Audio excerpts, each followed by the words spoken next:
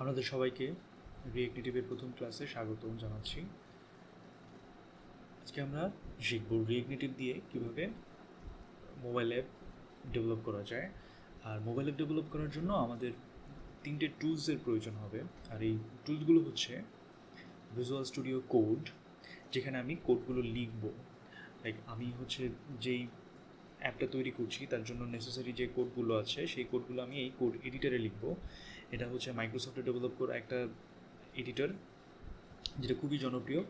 Web development থেকে শুরু করে বর্তমানে মোবাইল ডেভেলপমেন্টেও এই বিশেষ এই টুলটা ব্যবহার করা হয়। এরপর আমার দ্বিতীয়তে যেটা লাগবে সেটা হচ্ছে নোড.js।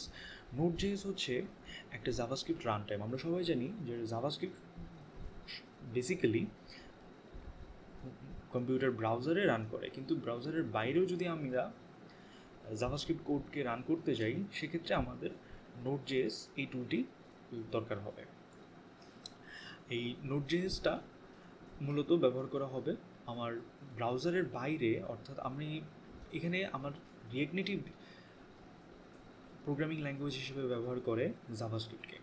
সেই জাভাস্ক্রিপ্ট কোডটাকে আমরা যেহেতু ব্রাউজারের বাইরেই তো রান করব, কারণ আমরা আমাদের মোবাইল অ্যাপ তো আর একটা ব্রাউজারের মধ্যে রান করবে না, ওয়েব ব্রাউজারের মধ্যে রান করবে না, তাই আমাদের ব্রাউজারের বাইরে জাভাস্ক্রিপ্ট কোডটাকে রান করার জন্য আমাদের দরকার হবে নোড.js।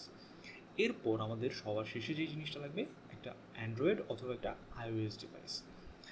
এই অ্যান্ড্রয়েড এবং iOS ডিভাইস আমরা মূলত ব্যবহার করব আমাদের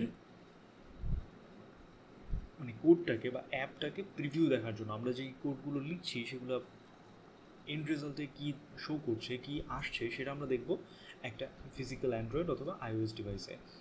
আমাদের এখানে প্রাথমিকভাবে যে কোনো একটা হলেই চলবে, কিন্তু যখন আমরা বিল্ড করতে যাব, অর্থাৎ আমাদের সফটওয়্যারটা এপিকে অথবা iOS-এর জন্য এক্সিকিউটেবল প্যাকেজ হিসেবে আমরা এক্সপোর্ট করতে যাব, তখন আমাদের কিন্তু অবশ্যই একটা স্পেসিফিক্যালি অ্যান্ড্রয়েডের জন্য আমাদের দরকার হবে উইন্ডোজ অথবা লিনাক্স ডিভাইস, আর iOS-এর জন্য অবশ্যই একটা ম্যাক দরকার হবে। এখন আমরা দেখে নিই আমরা এই প্রয়োজনীয় টুলসগুলো কোথায় পাবো। প্রথম দুইটা টুলস আমরা কোথায় পাবো, আমি চলে আসছি আমার ব্রাউজারে। আমার ব্রাউজার থেকে আমি এখানে দেখছি যে প্রথমে আমাদের আছে এই নোড.js-টা আমরা পাবো হচ্ছে nodejs.org। আমি ভিডিও ডিসক্রিপশানে লিঙ্কটা দিয়ে দিব। এরপর এখান থেকে আমরা নিচে চলে আসবো। এই যে নিচে v22.17.1 এটা হচ্ছে নোড.js-এর LTS অর্থাৎ লং টার্ম সাপোর্ট। আমরা এই অপশনটা বেছে নিব আমাদের কাজের জন্য, আমাদের প্রজেক্টের জন্য এই অপশনটা বেছে নিব। এরপর আমরা চলে আসি ভিজুয়াল স্টুডিও কোডের জন্য।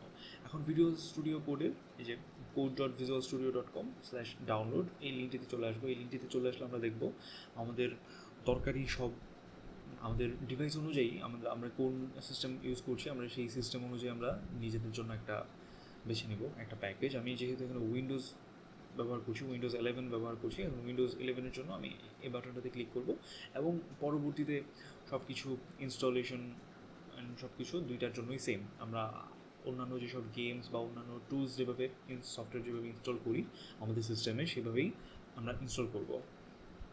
আর আরেকটা কথা আবারও বলে রাখছি যে উইন্ডোজ এবং লিনাক্স সিস্টেমে আমরা শুধুমাত্র অ্যান্ড্রয়েড অ্যাপ ডেভেলপ করতে পারবো, আর iOS-এর জন্য ডেভেলপ করতে হলে আমাদের অবশ্যই একটা ম্যাক সিস্টেম দরকার হবে।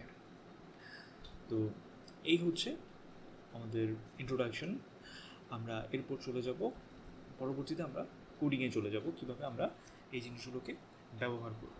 সবাইকে ধন্যবাদ।